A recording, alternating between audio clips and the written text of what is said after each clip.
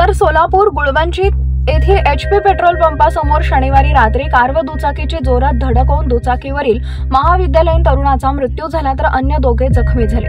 याबाबत मिळालेली सविस्तर माहिती अशी की लोकमंगल कृषी महाविद्यालय शिक्षण घेणारे अंकुश प्रसाद राठोड वय वर्ष 20 राहणार गांधीनगर आसरा सोलापूर, श्रीकांत सिद्धराम कोरे राहणार नान्नज तालुका उत्तर सोलापूर, सुयश तंटक राहणार परंडा तिघे मित्र सोलापूर येथे कामानिमित्त गेले होते।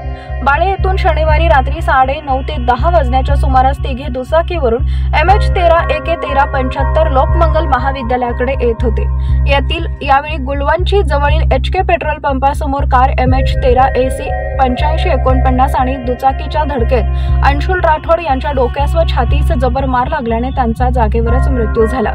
अंशुल हा लोकमंगल कृषी महाविद्यालयात ॲग्री बिझनेस टेक्नॉलॉजीच्या वर्गात शिक्षण घेत होता, तर श्रीकांत कोरे व सुयश तंटक हे जखमी झाले असून त्यांच्यावर सोलापुरातील खासगी रुग्णालयात उपचार सुरू आहेत। या घटनेची नोंद सिव्हिल चौकीत झाली असून पुढील तपास उत्तर तालुका पोलीस करत आहेत। हा अपघात इतका भीषण होता की कारचा पत्रा फाटून रक्ताचा सडा पडलाय तर दुचाकीचंही मोठं नुकसान झालंय।